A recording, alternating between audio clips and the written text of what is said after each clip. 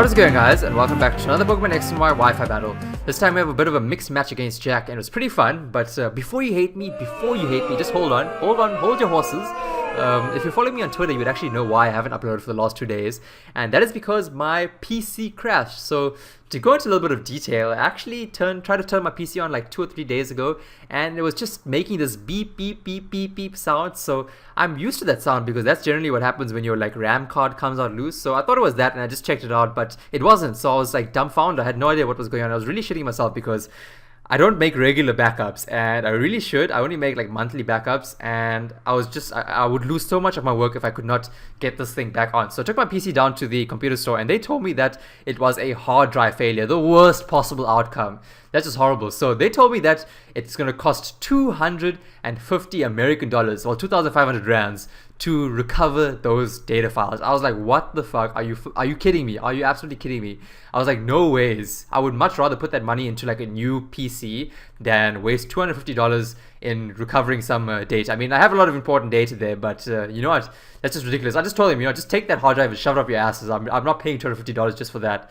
So now, you know what, at least I managed to get a friend to lend me his laptop, and I'm going to be able to at least continue editing. I mean, it's not the best laptop, it's just a dual core, so it's going to be a bit of a slow computer in terms of pushing out content, but I will be able to at least resume the daily uploads, so that's a good thing. I mean, it's going to be an issue trying to get the sliders working because this computer cannot run Photoshop, but we'll see what happens. We'll see what happens. I'll try and make a plan.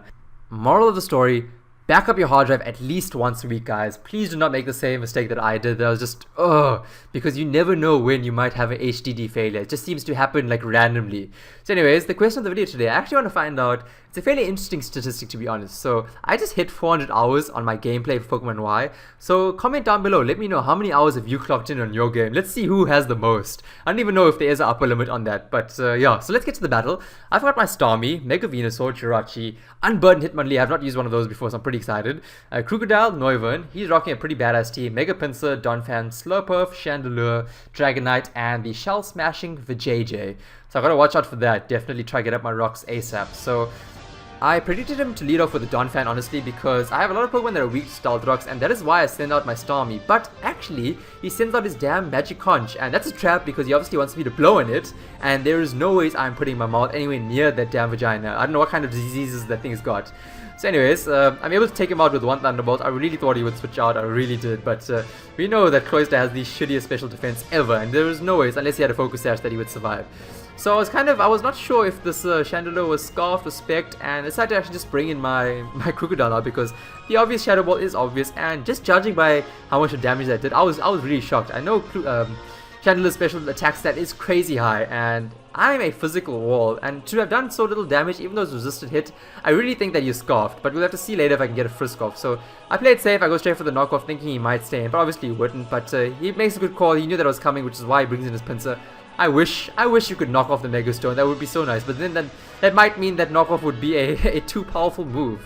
So he does Mega Evolve, and I'm surprised here that I was able to outspeed. I really thought Mega Pinsir was faster than my Crocodile, but clearly not. He must be running more HP and attack. Who knows what kind of set he is running.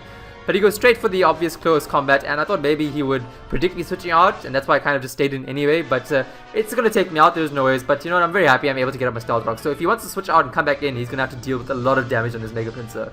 So that's awesome. He actually switches out fearing a Thunderbolt, which is what I do go for, because I really didn't think he would switch out, because he's going to have to bring in his Pinsir on a lot of damage.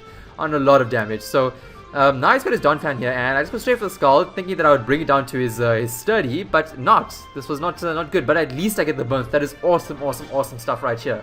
He goes straight for the Earthquake, and you know what, I don't really know if this Hax was important, because it looks like even without the burn, his Earthquake would not have taken me out. Who knows? But this is probably the best play for me, honestly, in this game. I went straight for a recover here because I knew he was going to go for the Ice Shard, and then I knew at the end of this turn the burn damage would take him out. So I basically got a free turn to recover. How awesome is that? I think this was one of the best plays that I've made in a really long time. That's cool. So he's probably like, what the hell? This Starmie just fooled me.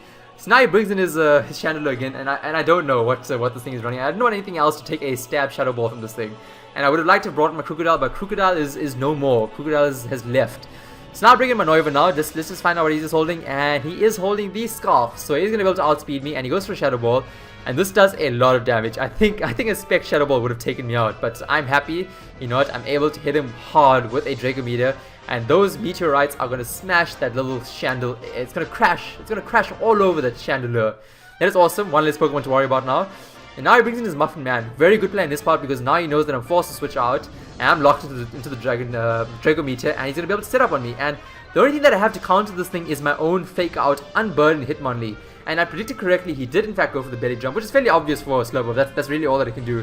And now he's looking pretty right now. Plus 6 attack. And his Unburden has been activated. So now I go straight for the normal gem boosted fake out. It does a decent amount. I'm fairly happy with that. You'll see now it brings it back into the yellow health. Yes, there we go. And now he's flinched, and I am going to be able to outspeed because my Unburden, my speed set is higher. So like the Unburdens cancel each other out. And I really thought an Earthquake would take it out. Come on, Hitmonlee. Couldn't you do me a favor there? Come on, man. You let me down. So I really thought at this point in time that I had lost because I do not have any priority attackers left. And an Unburden Slurpuff can sweep through my team because my base stat, speed stats are too low for this thing. But it turns out that this thing, my Neuven's actually able to outspeed. So that's fairly interesting. I had a look on damage cost and I found out that he must have not been fully invested in speed because then that's the only reason that my Neuven outspeed him. So that's fairly interesting. So I'm really happy I was able to take out that Slurpuff. So he brings in his Pinsir, he's able to revenge me with that Area Light quick attack. Fairly obvious. But now I bring in my Jirachi and I'm able to get off a nice stab Zen headbutt. I'm gonna stab you with that pointy star on my head. That must be really sore. I'm sorry Pinsir. So I think honestly the better move to have gone for would have been the Ice Punch to play it safe, but I don't know why I went for Zen Headbutt. I really don't know. So I'm happy this Zen Headbutt does enough. It looks like it's going to be a 2-hit KO. He does come to the Dragon Dance. I'm happy that I'm Scarfed because I am going to be able to outspeed him. Otherwise he probably had the Fire Punch. That would have definitely taken on my Jirachi. So I'm awesome. I'm feeling so damn awesome right now. That was a really good game, Jack. Thanks for watching, guys. If you like this video, please be sure to show your support down below. Give a like and comment with the question of the video. Let me know how many hours you have on your game. And yeah, have an awesome one, guys. I will catch you all in the next video. Cheers.